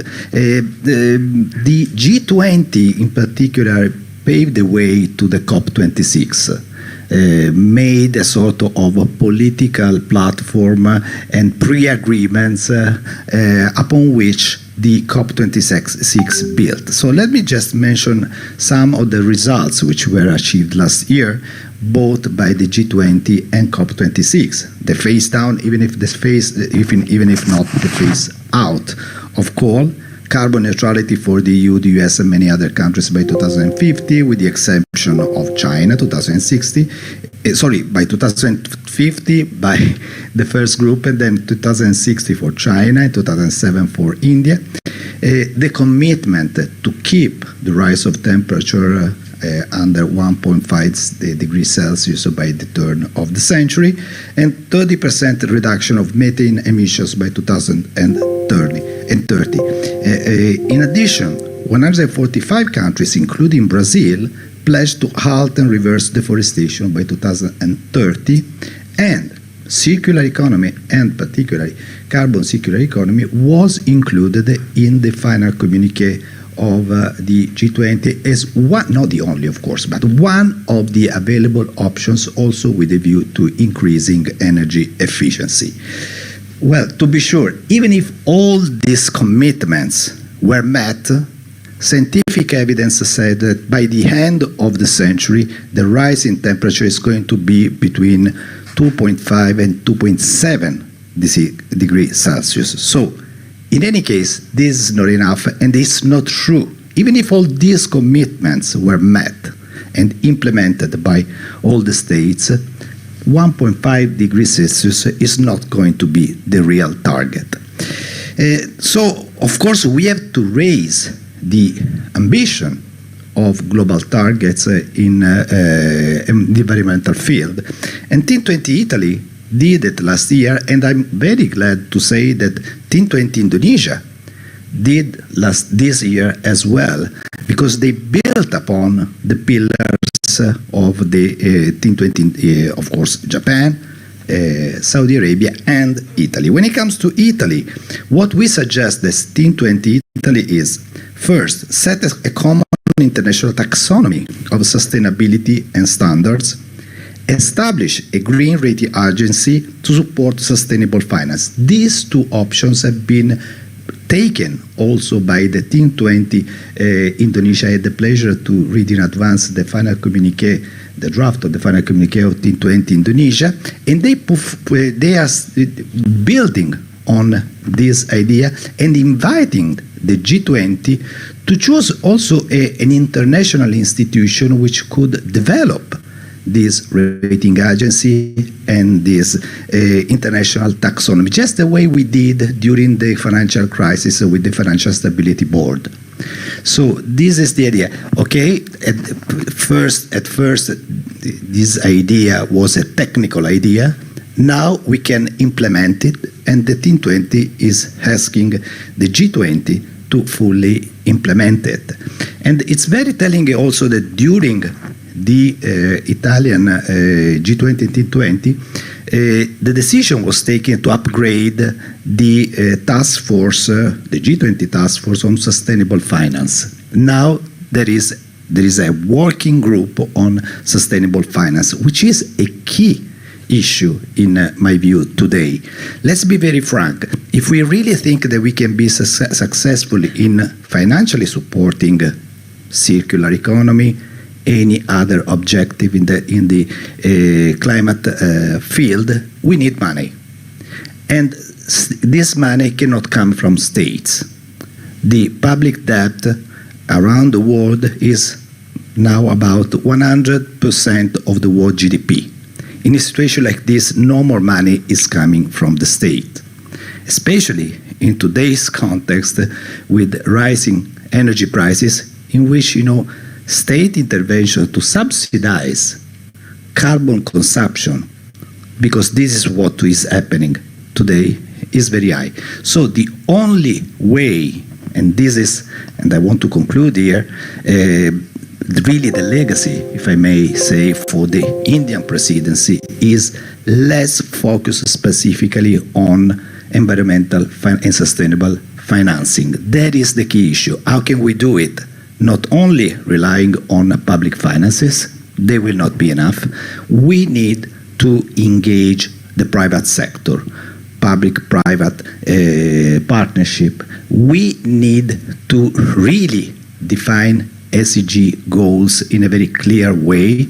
We need to also build a rating agency for green projects and avoid some problems with enterprises, so-called greenwashing, which is the new reality for many companies. So, in my view, this is the biggest legacy, of course, in the environmental field, from the Italian G20 and T20 and the Indonesian G20 and T20 for India. Thank you.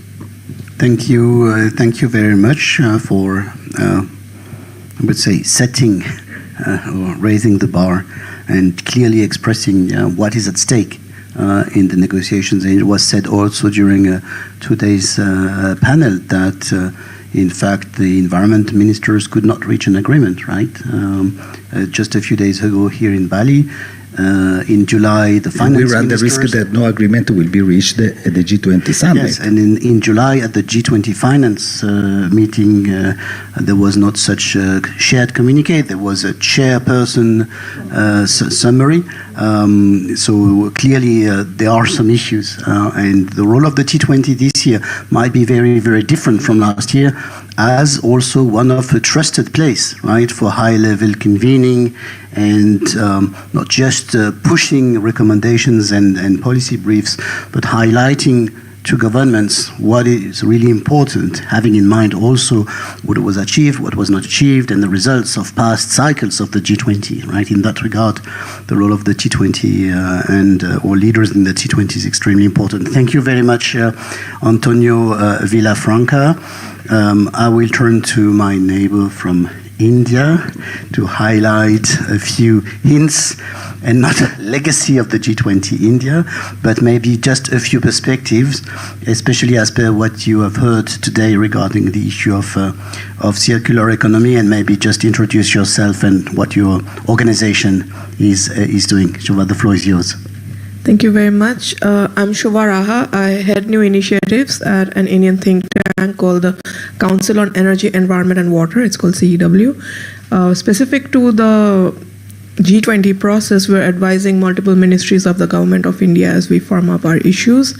And that includes the Ministry of Finance, which is working on the finance track, and multiple ministries of the Sherpa track, which includes the Renewable Energy Ministry, the Ministry of Power, the Ministry of External Affairs, which interestingly has taken a deep interest in the Sustainable Development Agenda, the SDGs for this time, and also some other line ministries such as the Ministry of Environment, Climate and Forests, and so on.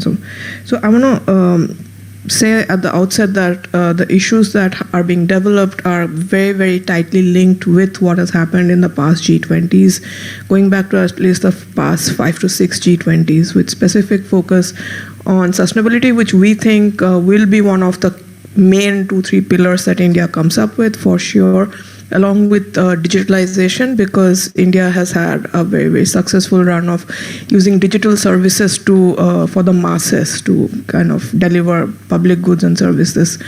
But I'm going to focus a little bit on what we have been discussing on the sustainability side, and I'm going to just echo the importance of the Sustainable Finance Working Group, because for the first time, the Ministry of Finance has made priorities 1 and 3 out of 5 on sustainable finance, starting with a focus on scaling up blended finance, which includes things like transition finance, risk insurance, the private sector, which is obviously going to be very, very important because, again, India also, for example, has been financing much of its sustainability with public funds, clearly not enough. But we also have a renewable energy sector that's mostly funded by equity and debt markets. So we have a lot of experience in raising foreign investment, but at the same time, we're also cognizant that the foreign investment that's coming into the global south is concentrated mostly in China, to some extent in India, and is not going to any of the other countries in scale. So how do we address that? So the SIDS LDC will continue to be a part of this conversation. Another priority that the Sustainable Finance Working Group might take up is pooling funds for resilience building of infrastructure, as well as creating a reserve fund, if you will, for shocks like the pandemic, that we can maybe at a G20 level have some sort of reserve funds. So these are kind of the preliminary ideas from this area. We also have we are also working with the Prime Minister's office on something called the LIFE Principles, which was introduced at COP26 by our Prime Minister, which stands for Lifestyles for Environment. And this relates to the idea of responsible production and consumption, which then feeds into other themes of circular economy and resource efficiency. So this would include, as far as I can tell, one, of course, nudging the behavior of individuals, but not be limited to that point, and to make it a global movement. If everybody does move towards sustainability, then the markets would change. So how do you get new market mechanisms, new market structures? And related to that, I've touched upon it throughout the conversation, is redefining prosperity, or redefining GDP-based systems, or I think Konstantin, you said that the circular economy is a type of economy that is not dependent on the finances, the GDP-based system.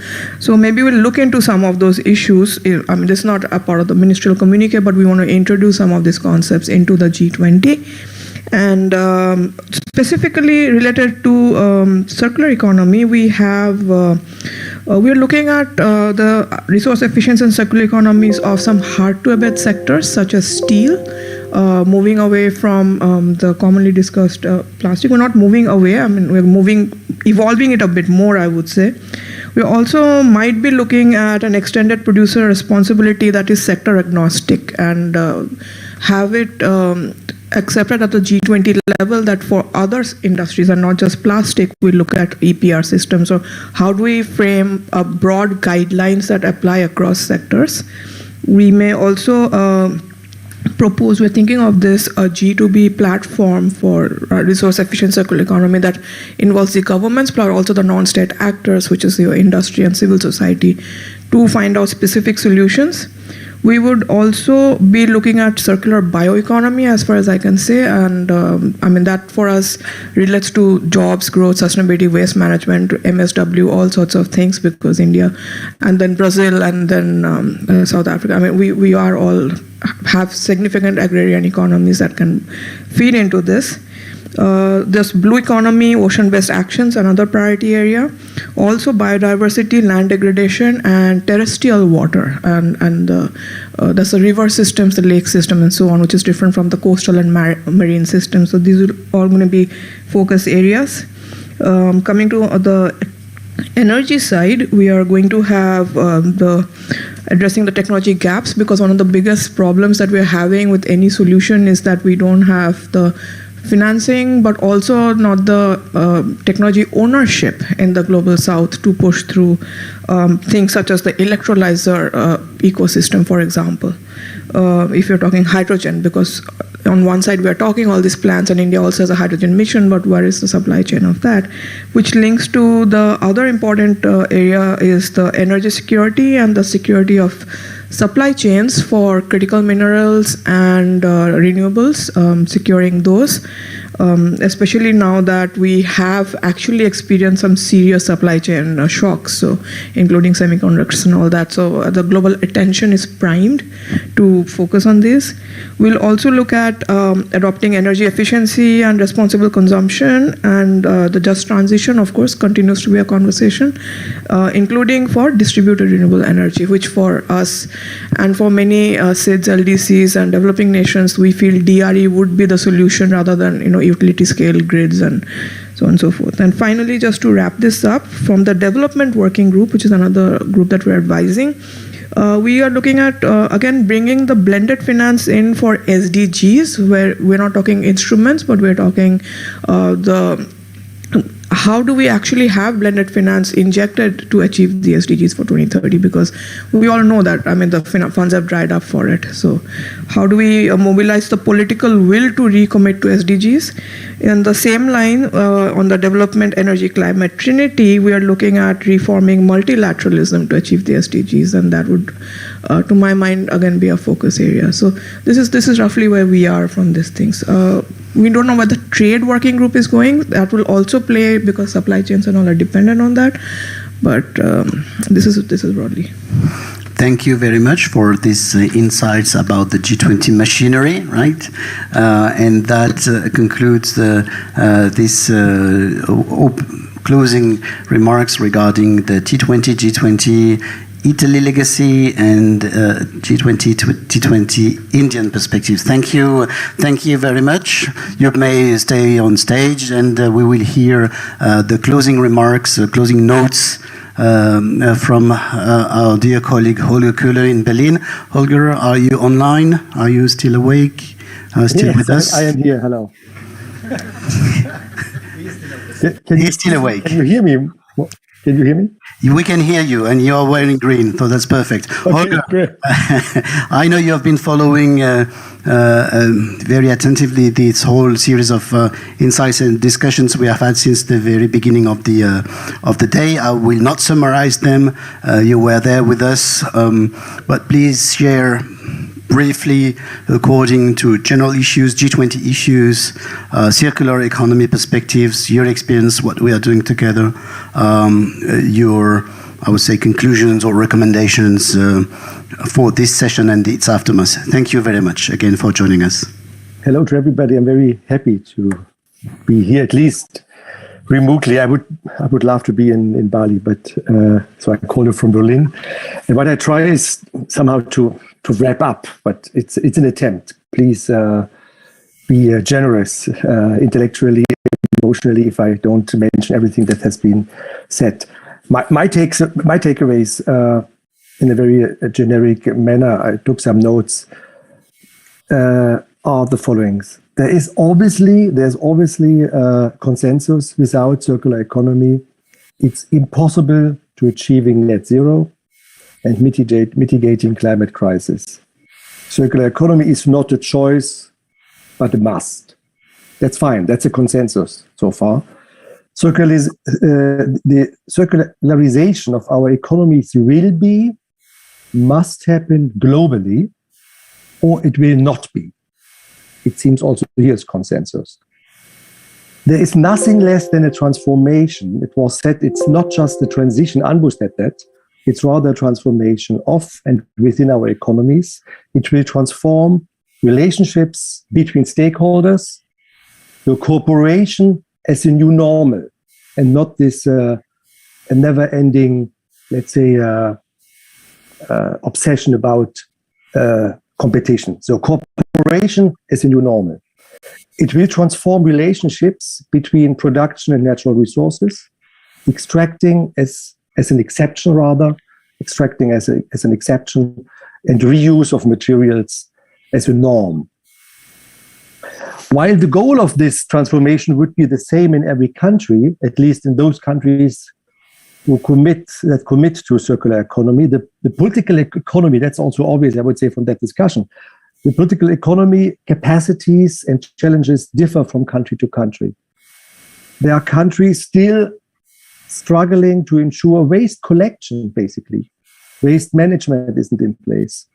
Or they want to reach recycling, which is a valid goal to achieve recycling. Also, in terms of, let's say, circular economy, it's still a sort of downcycling at the end. And there are already countries, at least discussions in some countries, now aiming to reach the upcycling. So yesterday I was, for instance, in a debate. There were some, they said, okay, we have to better organize our landfills. And others said, no. If you really want to achieve a circular economy, there shouldn't be any landfill left. So that's a huge debate, and we can even see how this is stretching. Of course, there are those who say we need landfills because we have some toxic ingredients. To manage them, we need landfills.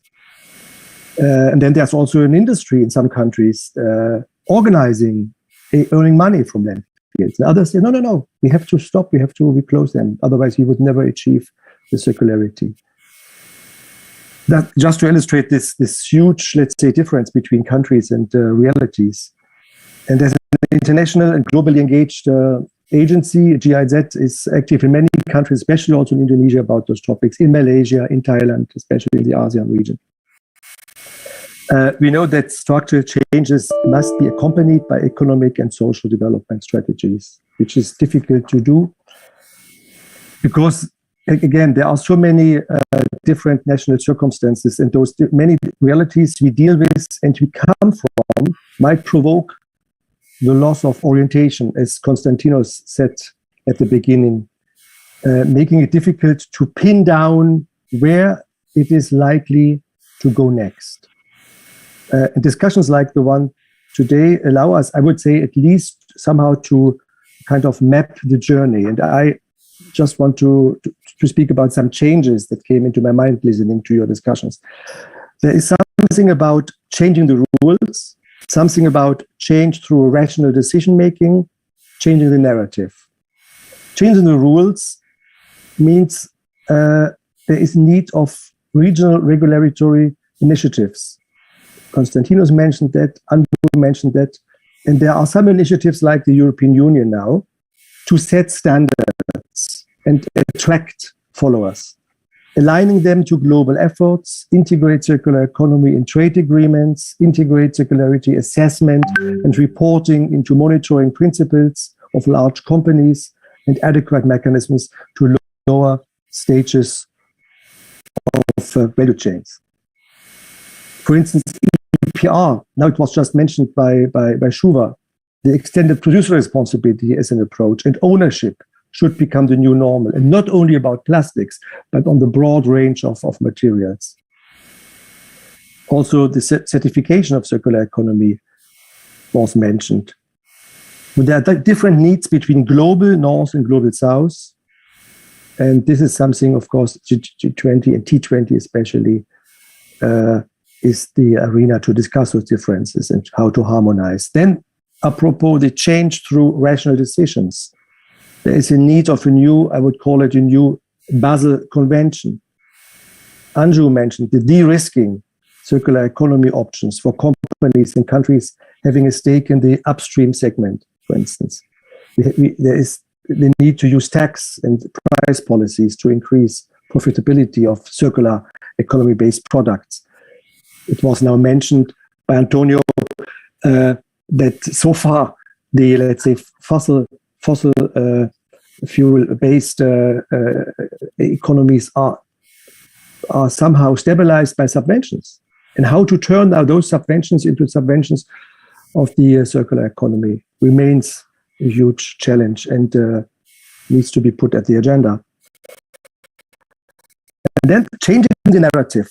That was something Caroline reminds us, from waste to resources. We still speak, if we use the terminology, and wording is so important, as we know, we speak about waste, but we don't. It's sort of, let's say, a very negative description. But we should use the term of resources. Widely and similarly conceived circular economy, terminology, and labeling is an issue. And then it's a changing of knowledge, change towards a contextualized transition, and a change as inclusive process. Changing the knowledge, Anbu reminds us we need somehow sectoral deep dives, revise hard skills, soft skills, and so on. So it's also, to let's say, it starts in our universities and it finishes in our, let's say, daily businesses, be it in banks, in my own organization, International Development Agency, or also in business promotion and public authorities. And then, as our colleague from Den Haag, from the Netherlands, Caroline and Noura also talked about, it's a change, we need a change towards a contextualized transition. Localizing circular economy adaptation is key, and we need to empower local processes and stakeholders. And last but not least, that was something Moekti at the very beginning mentioned, the very important issue of socioeconomic dimension. It's not just about technology, it's not just about finance, it's also about how, to what extent people, let's say, surviving conditions are challenged. So we have to include also all those issues of socioeconomic changes and job creation and so on. Again, circularization of our economies will be or must happen globally, or it will not be. It will not happen. And then I would like to remind what Isabella Teixeira mentioned in her statement, Nicola,